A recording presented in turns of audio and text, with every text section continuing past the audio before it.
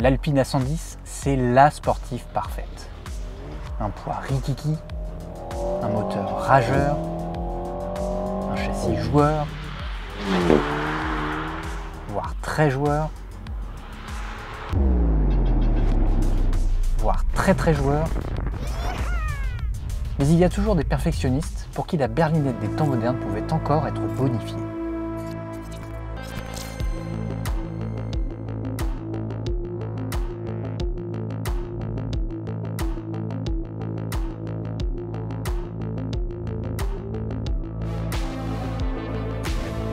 Pour nous présenter cet ovni, voici Benoît Talec, l'un des initiateurs de ce projet un peu fou.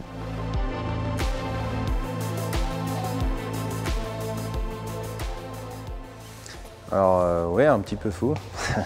En fait, pour expliquer ça simplement, c'est le projet d'amis qui se connaissent depuis longtemps, qui ont envie de faire quelque chose depuis des années.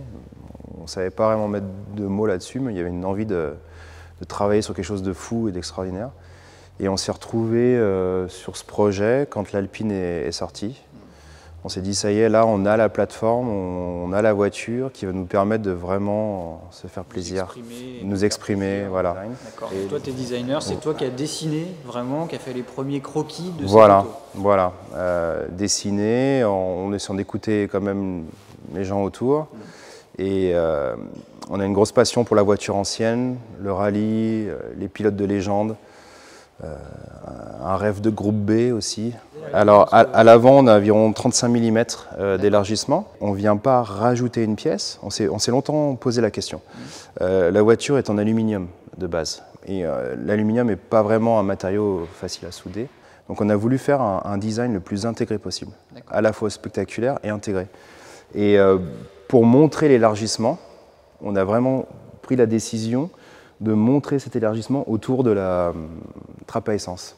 On aurait pu faire, si tu veux, une trappe à essence beaucoup plus harmonieuse. Oui, qui venait à fleur, mais là où on voit... Voilà, c'est un petit signe que, attention, la voiture est spéciale.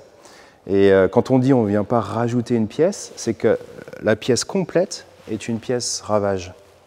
On a numérisé la voiture dans tous ses états. On a travaillé à la fois en digital et au physique.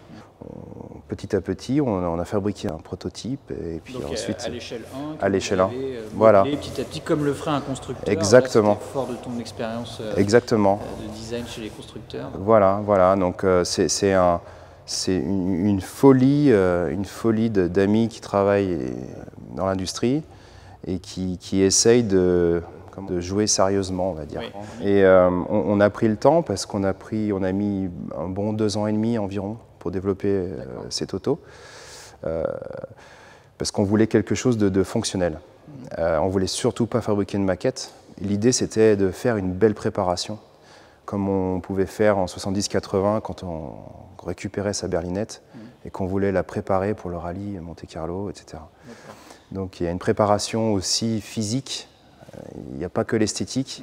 Aujourd'hui, peut-être qu'on voit un peu l'esthétique, mais dans les mois qui arrivent, vous allez découvrir un peu qu'est-ce qui se cache sous ce kit ravage. Ouais.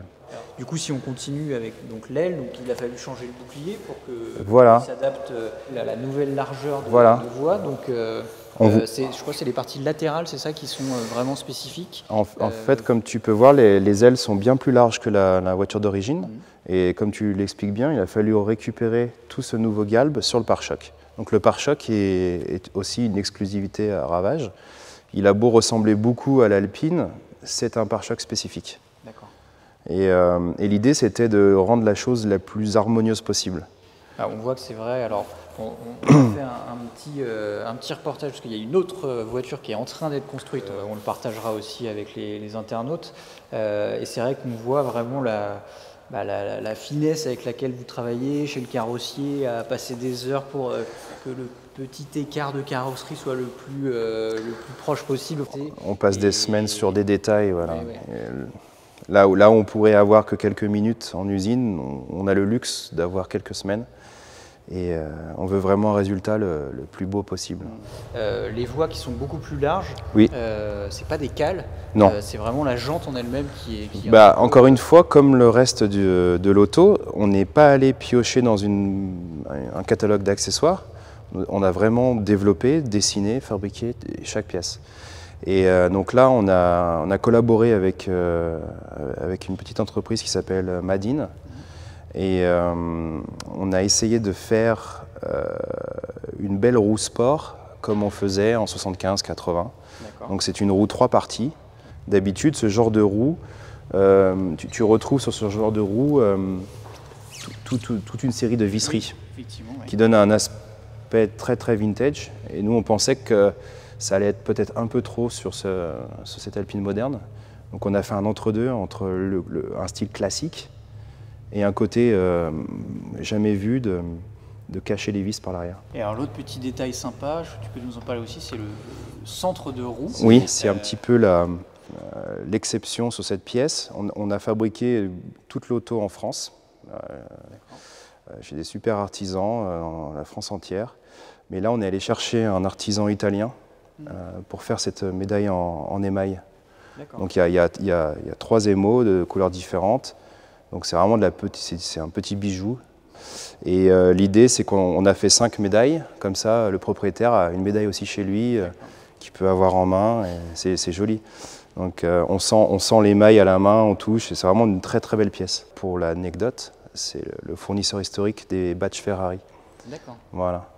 Donc c'est une des passions de Ravage aussi, la voiture italienne, le design italien. Le propriétaire était à la recherche d'un bleu nuit très particulier. On a fait beaucoup de recherches, on est allé sur des bleus d'Orient de Citroën SM, on a regardé tout un catalogue de bleus nuit et finalement on est tombé un peu en amour sur le bleu Pozzi. Et le bleu Pozzi est une couleur officielle Ferrari qui est dérivée du bleu de Charles Pozzi, qui était pilote français et qui est devenu le plus gros importateur. L'importateur officiel de Ferrari. En fait, chaque élément a une petite histoire, une petite anecdote. Voilà, beaucoup de recherches, beaucoup d'essais. Toute la voiture, tout le bloc arrière est en carbone et en composite. Ici, on vient découvrir le carbone, en fait, tout simplement en ne peignant pas. Donc on sent la matière, donc c'est vraiment très chouette. Et on a voulu reprendre un peu ce côté aile-bulle, qui était si caractéristique des dernières voitures très préparées. L'échappement un peu de travers, donc là il est subtilement de travers, ça nous a demandé je ne sais combien de montages, de réglages, c'était un travers très particulier, tu peux imaginer. La Renault Turbo a été la Renault 5 Turbo a été l'une des grandes inspiratrices durant la jeunesse de ça, parce que à l'époque de la Turbo, on est quand même passé d'une petite citadine à une bombe de rallye championne du monde, et il fallait garder, je pense, ce côté un peu disproportionné de l'arrière par rapport à l'avant. Donc c'est pour ça qu'on a fait quelque chose de vraiment très subtil à l'avant et qu'on a forcé le trait sur l'arrière, à la manière d'une R5 Turbo. Et pourquoi ? C'est des voitures de propulsion qui ont besoin de grippe à l'arrière. Et ce genre de préparation permet d'avoir un peu plus de gomme à l'arrière, plus d'offset, et de passer plus de puissance. Alors là justement, tu parles de moteur, de puissance, de grippe. On a bien détaillé l'extérieur. Qu'est-ce qui se passe à l'intérieur? Est-ce qu'on a un moteur full stock? Est-ce qu'on a une petite préparation? Chez Ravage, on a fait très peu de teasing. On a fait beaucoup de travail. Et puis après, on a montré ce qu'on avait fait. Il se passe la même chose avec le côté moteur. On travaille de notre côté voilà, sur une solution qui nous est propre.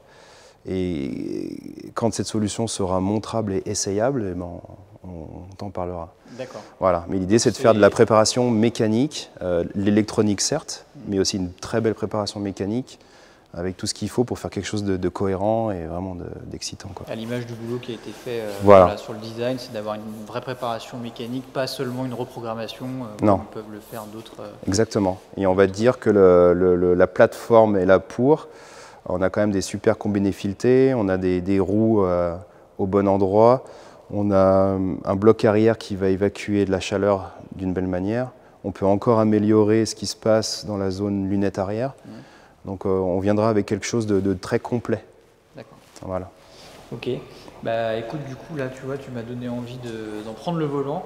Donc on va retrouver Yvan qui est le propriétaire de cette voiture, qui est donc c'est l'exemplaire unique. Oui. Et c'est ça aussi qui est sympa avec ce projet, c'est que on pourrait se dire avec toutes les heures que vous avez passées dessus, ça pourrait être une auto qui reste en collection un peu sous cloche.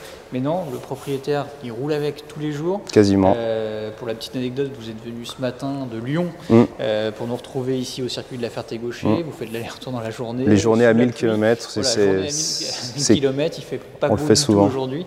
Mais voilà, c'est une auto qui roule et ça fait vraiment plaisir de l'avoir sur la route. Bah, ça nous fait plaisir aussi, merci.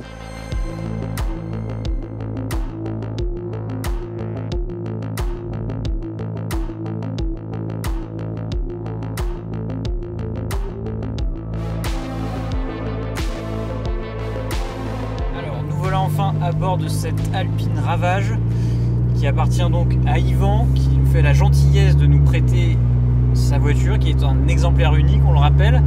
Alors Yvan, déjà ce dont on s'aperçoit, c'est qu'à l'intérieur, contrairement à l'extérieur, il n'y a pas vraiment de modification par rapport à la version d'origine. Absolument, sur ce modèle, il n'y a aucune modification intérieure.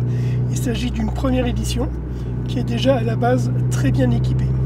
D'accord, donc c'est ça, c'est un modèle première édition, donc avec les sièges baquets très sympas, le petit cuir matelassé sur les contreportes, donc c'est vrai que l'intérieur est sympa. Alors il y a quand même les contreportes qui sont peintes de la couleur carrosserie. Absolument. Et il y a juste un petit détail, c'est cet extincteur qui est lui aussi peint en bleu Pozzi avec le petit écusson de l'escadron de chasse Île-de-France. Donc c'est une version première édition, donc du coup le moteur est quasiment d'origine, donc c'est 252 chevaux, c'est ça?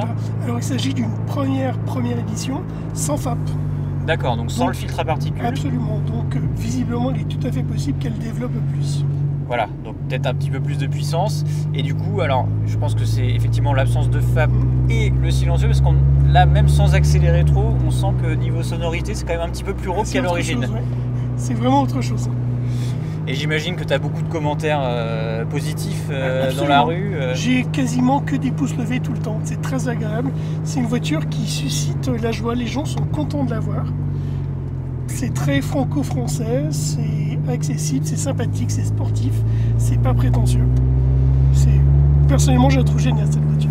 Et tu me disais qu'il y avait même des fois des gendarmes qui t'arrêtaient, mais en fait c'était juste pour plus voir la voiture par curiosité, plus que pour t'arrêter. Absolument. Je me suis fait arrêter sur l'autoroute. Un gendarme motorisé qui m'a demandé de me mettre sur le côté. On a toujours une petite frayeur, oui, c'est comme ça. Qu'est-ce que j'ai fait? Et en fait, il m'a simplement demandé quel était le modèle de la voiture. Et je suis reparti. C'est peut-être la couleur bleue qui leur a plu, on ne sait pas. Bon bah très bien, bah écoute, si tu me le permets, on va peut-être passer à l'essai proprement dit. Avec plaisir, tu veux l'essayer? Bah ouais, j'aimerais bien l'essayer entre toutes les descriptions que nous a fait Benoît et là voilà, d'être en roulant dedans, ça me donne vraiment envie de la conduire ici sur le circuit de la Ferté-Gaucher en faisant attention bien sûr, mais voilà, ce sera un super cadeau. Avec plaisir.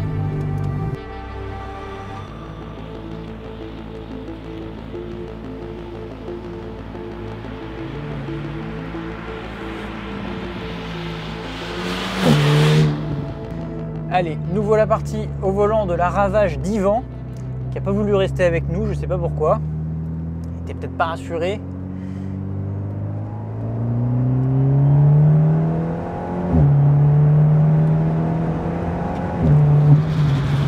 Alors déjà, on sent tout de suite, le moteur a beau être d'origine, mais en sonorité ça n'a rien à voir. Le son est beaucoup plus rauque, ça c'est grâce au silencieux sur mesure qu'on voit à l'arrière.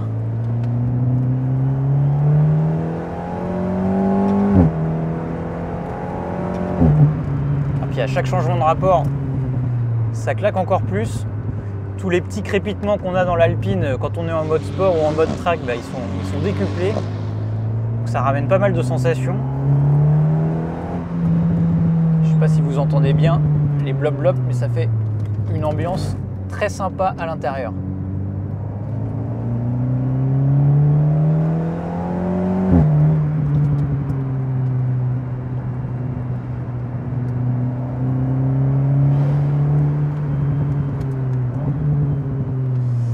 Alors on va se méfier un peu parce que déjà c'est un exemplaire unique, donc on va éviter de la casser. Surtout qu'aujourd'hui, à la Ferté-Gaucher, il fait un temps exécrable. La piste est assez glissante. Et sur cette voiture, on a des réglages qui vont plutôt privilégier le sol sec. C'est-à-dire qu'on a une suspension qui est plus rigide, ce qui fait que sur le sec, on va avoir moins de mouvement de caisse. Et ça, c'est très, très sensible. Dès qu'on tourne, on sent que la voiture vire complètement à plat quand la voiture d'origine prend un petit peu de roulis. Donc c'est très bien quand il y a du grip, un petit peu moins comme ça sous la pluie. Hop là, on voit, et puis du coup on a des réactions peut-être un petit peu moins progressives quand ça décroche. On va voir dans ce virage notamment.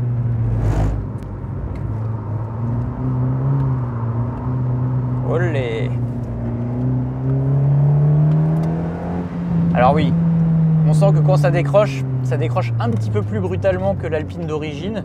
C'est tout à fait normal, c'est aussi que les pneus sont plus larges. Donc au même titre que sur les suspensions, quand les pneus sont plus larges, ça marche mieux sur le sec, un petit peu moins bien sous la pluie. Donc rien d'anormal.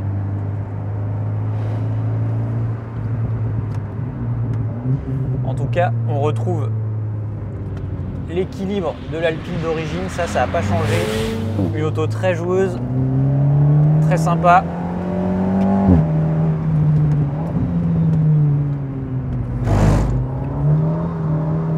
Olé.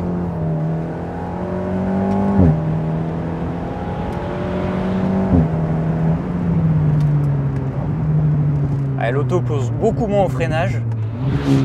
Ça doit vraiment être très très sympa sur sol sec.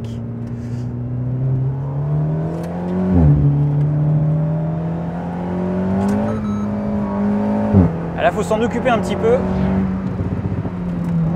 C'est aussi ce qui la rend assez sympa à piloter et peut-être plus proche d'une voiture de rallye en même temps. Vu son design, c'est pas très étonnant.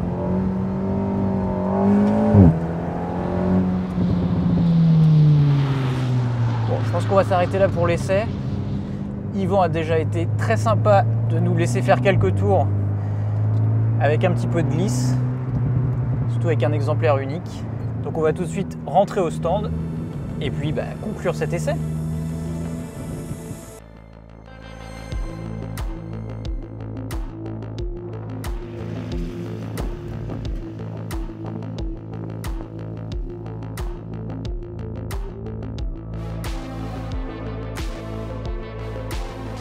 Messieurs, un grand merci pour votre disponibilité, pour le prêt de la voiture, un grand bravo pour la réalisation. Vous êtes parti d'une base Made in France qui est géniale, vous avez fait appel à des artisans Made in France géniaux.